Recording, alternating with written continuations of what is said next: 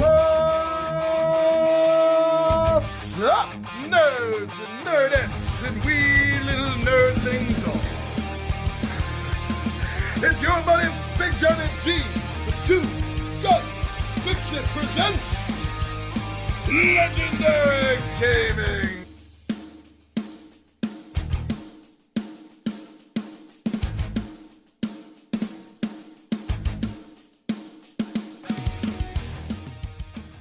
MiniQuest Adventure is a 1 to 4 player game for 14 and up and should take you about 45 minutes to play. And now it's time to set this game up and see how it all starts. Sorry to disappoint you. Huh? You triggered my trap card!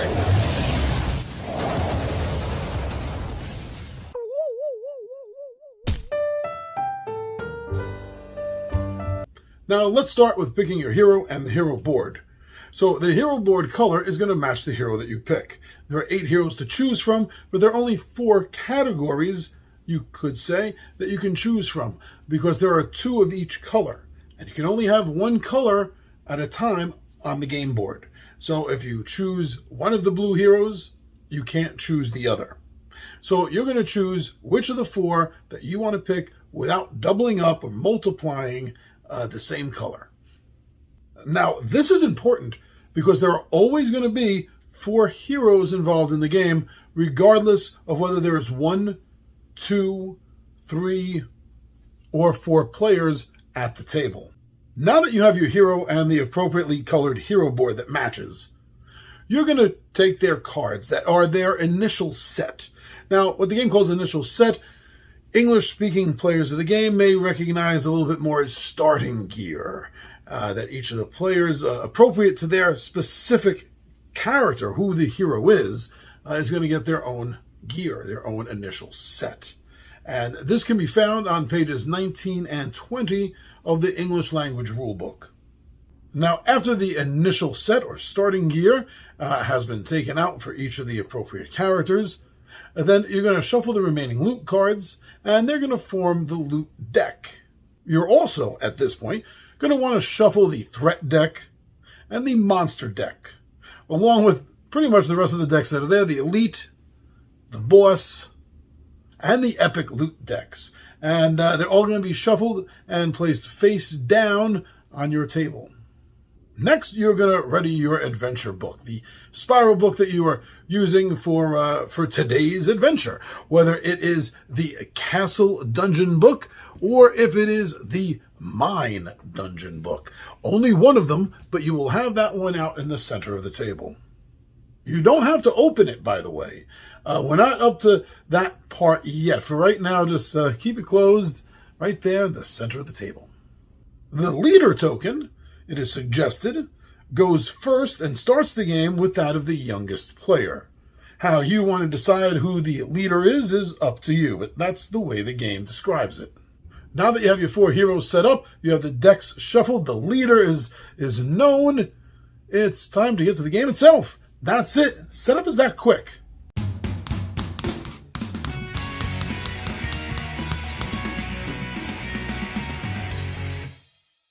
Now, before the game actually starts, you have to decide between one of 4 choices of the difficulty setting that you desire to experience this game at. Now, it does suggest that for the first several games that you would play on what's called the Quick Adventure. Consider this the tutorial level. And after 2 or 3 games of this, you should have a good enough feeling for both the rules of the game and some basic strategy that you're going to feel comfortable moving on to the more advanced levels of the game, such as the adventure level. The adventure level is equivalent to the normal level, I guess I would say. And then there's the difficult adventure, which I think would be the hard. And then you have nightmare level, which is just that. We'll just leave it right there, nightmare level.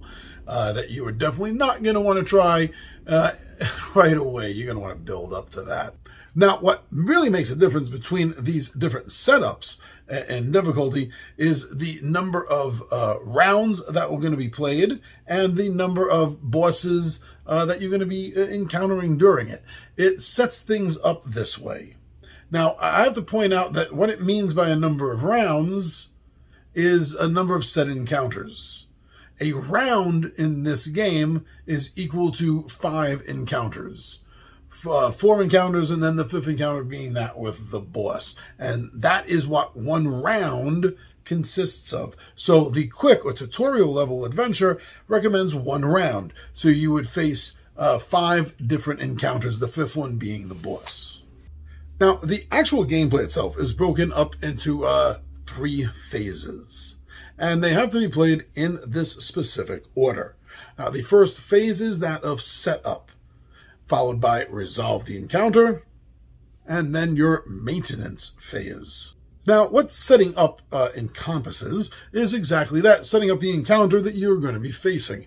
So the player with the leader token is going to roll the numerical D6. You have 3 6-sided dice in this game. 2 of them should be black and 1 should be white. The white die should have standard numerical numbers on it from 1 to 6, a regular die. That's what it should be. So the leader is going to roll this die. So depending on which round you are on, let's say this is the first round, you're going to roll the 6-sided numerical die, and which number it lands on is the page you're going to open up to in the first section. The section with the Roman numeral 1 right there depicting the first round of the game. And your die roll is which map you then go to. Continuing setup, the lead player is then going to be drawing 1 monster card for each marked tile on the map from left to right and top to bottom is how they're going to be filled out. Now, obviously, if the symbol is that of an elite or a boss, you will draw from the elite deck or the boss deck. Obviously, just wanted to make that statement clear. Next, the lead player is going to be taking the appropriate tokens to match the monster, elite, and or boss that may have been drawn and place them on the map. Now remember, this is being drawn and therefore placed from the top to the bottom, left to right is how these are going to be placed down on your gaming board. For your first combat encounter, you're going to want to place the appropriate chits, marking that of life, defense, and power markers directly onto your character boards and your cards. Now, moving forward, you will have them there listed, and you'll be taking them away as combat and equipment gets damaged. Now, the monsters, you're also going to list this on their cards. You're going to take the monster cards and the hero cards, the turn initiative representative card, and you're going to make your initiative queue, your initiative line right there showing who's first. And usually it would be the lead player is going to be the first player attacking, and then the monster, top left first monster, is going to be next in the initiative queue, and then the player to the left, clockwise sitting player to the lead player, and then the next monster, again going top left to right, bottom, who the next monster is, and that is how you're building out the initiative queue. And when you have the initiative queue set up, you're going to want to put the life tokens and defense tokens and all of that directly onto the monster cards there that are in the queue. Next, we move to the resolve the encounter phase.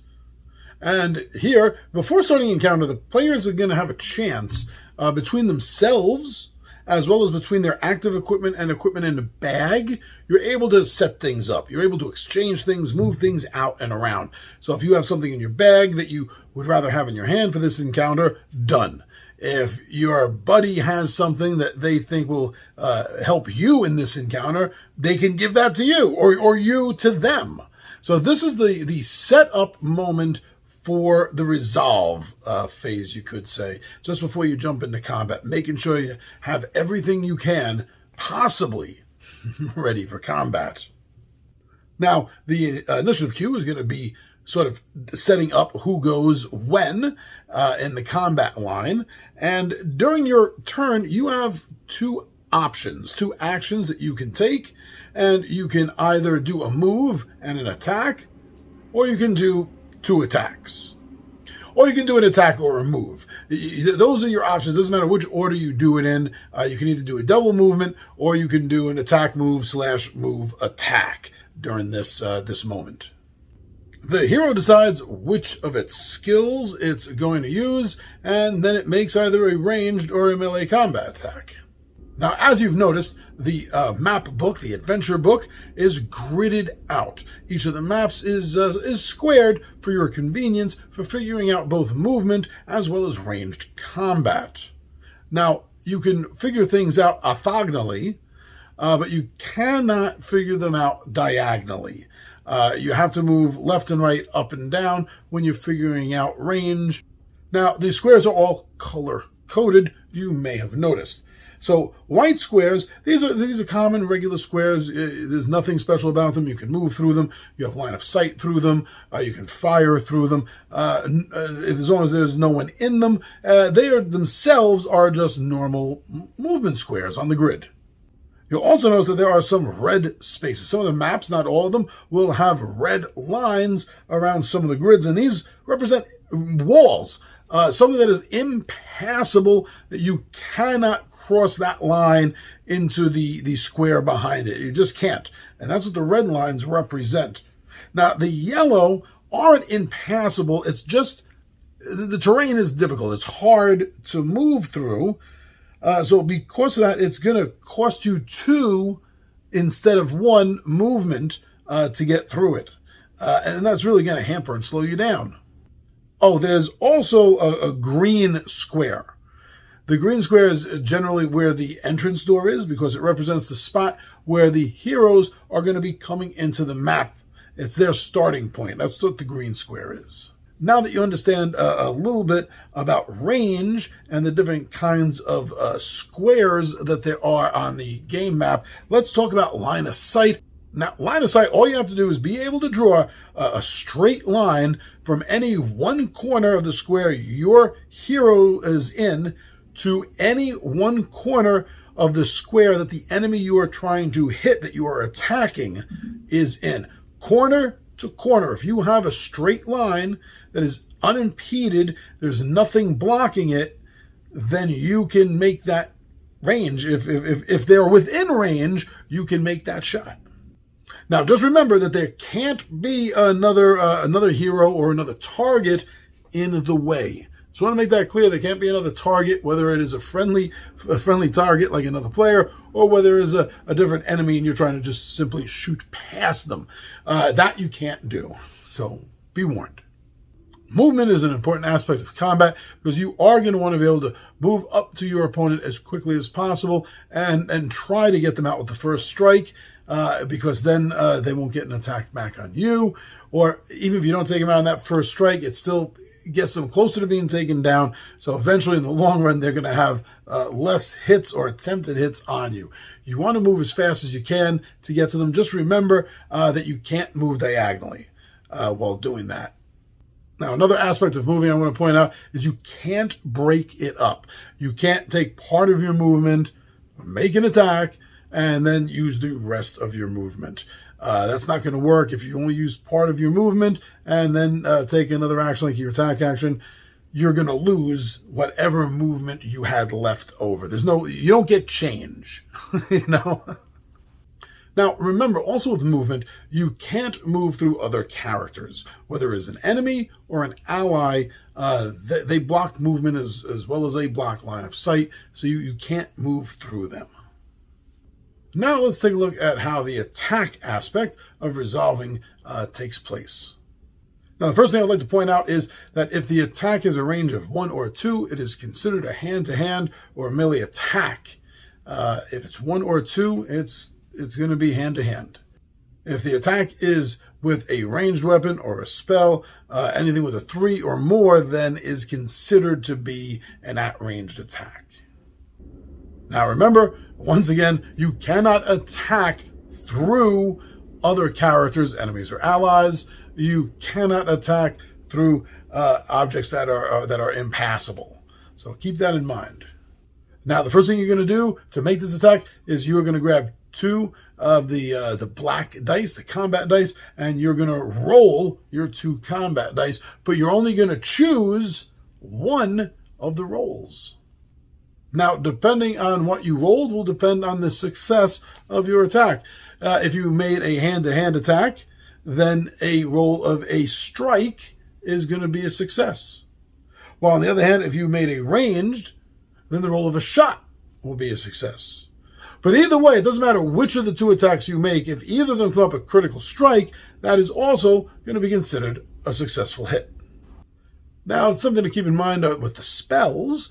Yes, they are ranged, and they work just like a ranged attack does. But I wanted to point out that some of them are beneficial. So you can actually target your fellow heroes with some of the magic spells. It's not all just targeting the monsters.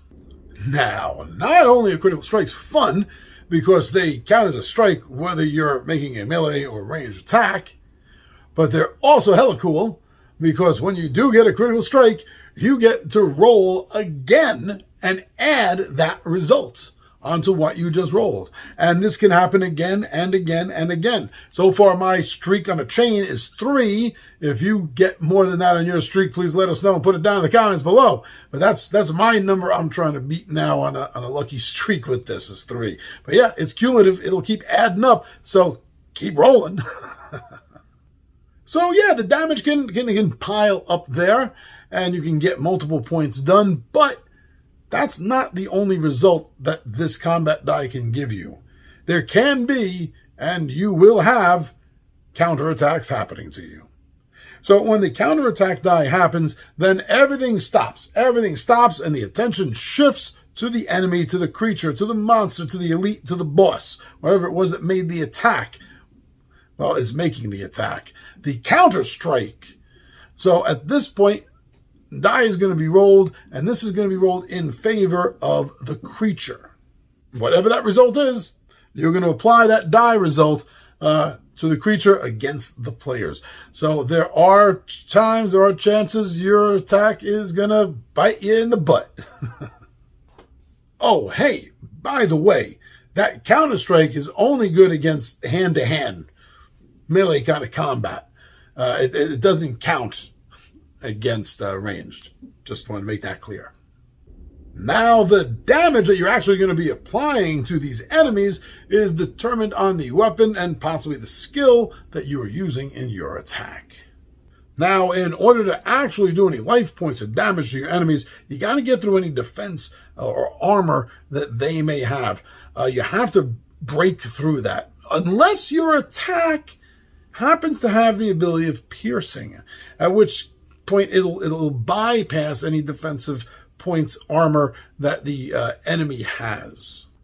Yeah, so once you break through that armor, that defense, then any further damage that you're doing to these enemies is going to be all directly taken from their life points, and you're going to be whittling them down. If you're lucky enough to get the monster's life points down to 0, then the token's going to be removed from the adventure book game board, and the card is going to be put in the monster card's discard pile. Now, if you're brought down to 0 life, it's a little bit different. So the first thing you're going to want to do is you're going to want to put one of the RIP, one of the death markers, onto your character board. There's space for 3 of them on the bottom of it. That character isn't going to be done from the game, truly gone, finished, demised, until all 3 of those spots are filled. You know, don't forget, when the monsters are attacking, if they roll a counter strike, then the heroes will be getting their counter strikes, their counter attacks, just as the monsters get on them. Add up the score between the weapon's damage attack and any skill that is being added to it. And for each successful hit you're doing, a strike you're making, then that is going to be the amount of damage that you've just scored, or they've scored against you.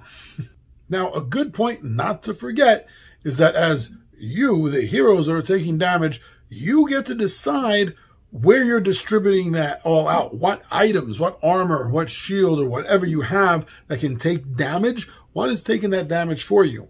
And you can, since you're making this decision, decide not to. Maybe something's going to break that you really need in this round of combat, so you decide, no, I'll just take the hit. Sometimes you have to make that sacrifice, but the choice is yours. Now, the skills that you're using during these encounters, you have to pay for them. You have to pay for their use with your power, your ability scores, your power, and that is going to determine how often you can use a lot of your special skills and abilities. So keep in mind, this is sort of a resource that you're going to have to manage during the course of the game and turn by turn, encounter by encounter. Now, each of the skill cards has their own iconography, and page 10 of the rule book has a perfect layout of exactly what icon means what. What is the effect going to be because of this? So to save time, I'm not going to jump into each one because, like I said, it is very straightforward on page 10, and I don't think that part is really a question to anybody as far as gameplay goes. I don't know how to explain it any simpler than what page 10 has. Now, as far as how the monsters attack, it's different between the common monsters, and it's going to be different for the elite/bosses, as they each have their own set of sort of AI rules that they're going to be following. You can find these dictated on page 13 of the American Language Rule Book, but we can go over them quickly right now so you have a general idea of them. Common monsters, for hand-to-hand or melee combat, keep it very simple. They look at combat as a two-step process, and the first thing they want to do is that they want to attack whoever is closest to them in range. If there is multiple targets within hand-to-hand range, then they will randomize. Use the six-sided die if you wish. They will randomize which hand-to-hand target next to them they want to attack. If there is no target next to them to attack, then they will use a move action. Because remember, just like the players, just like your heroes, the monsters, the creatures, the bosses and stuff that you are fighting, unless stated otherwise, get two actions as well. So if they're not within range for hand-to-hand combat and they have no range, they will spend an action to move. If they still have not reached you, they will use their second action to move towards the closest player. And again, if there's two or more that are equally distanced away from the creature, it will be a random roll. Basically, they follow the same pattern for ranged as well. If they are within range to make their ranged attack, they will do it to the closest target. Again, if there's more than one that's equal distance, randomize which they make the attack for. If they are not within range to make their range attack, then they will use a movement to get within that range. It's that simple. When the elite or boss attacks, you'll draw a card from their deck, from their skill deck. And this is going to determine what's going to happen. So if they are capable of pulling off the action, if they can perform the objective, then they will do so, be it on themselves or you. Whoever the target is, if they can do it, they will. If not, then they are going to move in order to do it. Move as best they can to get in range. If they have to, they will take a double move to do this. After that, they will end their turn. Now, unless that resolve the encounter phase was the final round of the game, then you're going to have a maintenance phase to get to before everything goes back around and starts in the beginning with a brand new setup. So let's take a look at the maintenance phase. Now, thus far, I haven't discussed the threat card, because that's not used during the quick play, the tutorial version of the game that they ask you to play several times before moving on to the more advanced levels. But if you are playing one of the advanced levels, then at this point in the maintenance phase, the first thing you're going to do is you're going to turn over a new card, and that threat card is going to be the setup of what you're going to be adding to the monsters and the encounters as you go on for the next set. But if you're doing the tutorial, then that's something you can skip over. Now, after dealing with the new threat card, if needed, then you're going to move into the rest part of the maintenance phase. Now, here with the rest part, the heroes are going to get a chance to regain all their lost life, defense, as well as power points. So the players turn their damaged equipment pieces now face up for this new day that's coming. You are, however, going to keep any of the death markers on your character's card. They don't get removed. After the rest part of the maintenance phase, it moves on to the loot, because after each encounter, there is going to be some booty to gain. Now, the player with the lead token is going to get to distribute what treasure there is to the rest of the party. And there are two kinds of treasure, loot, and that is the common as well as the epic. Now, when drawing common loot, it's very simple. You're going to draw 2 of the common loot cards, and then you're going to discard one of them. You get to choose which one that you want to discard. And this is usually received after completing encounters in sections 1, 2, 3, and 4, building up to that big 5th and final encounter. Now, epic loot is a little bit better, not just because it is epic, my friends, but also because you get to draw 3 of them. And of those 3, well, you have to discard at least one of them, at least one of those 3. And again, you're able to hand them out, pass them out to whichever player you, the lead player, thinks will be best suited for that gear, that epic loot. You'll be lucky enough to get epic loot at the end of each current round.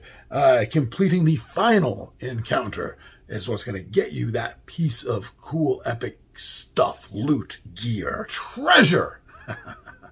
Now, also at this point, if the monster loot decks are empty, then you're going to shuffle the relevant discard pile of theirs to form a new drawer deck.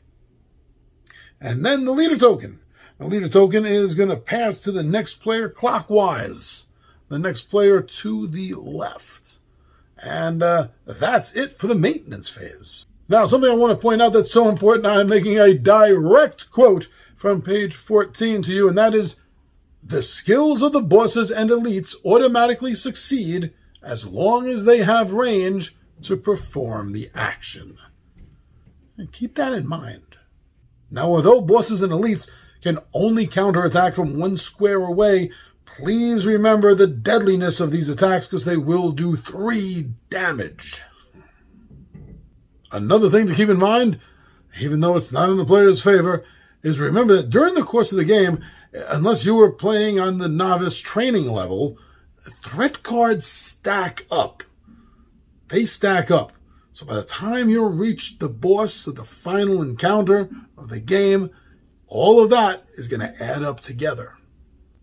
For newer players to the game, I would also like to address you to keep pages 23 to 26 handy, because this shows all the iconography. This will show you the meaning of all the symbols, and until you get to know it after a few games, it's really handy to know that they're on these pages at the end of the rule book. So that's how the game is played, and I hope you enjoy it. It's a fun game. It does harken back to some old, 16-bit style, arcade games. And it's a really fun dungeon delve. So let me know in the comments below what you think of this game. So far, I've been enjoying it. Thank you very much for joining me. I'm your buddy Big John at G for Two Gun Pixel Presents Legendary Gaming, and I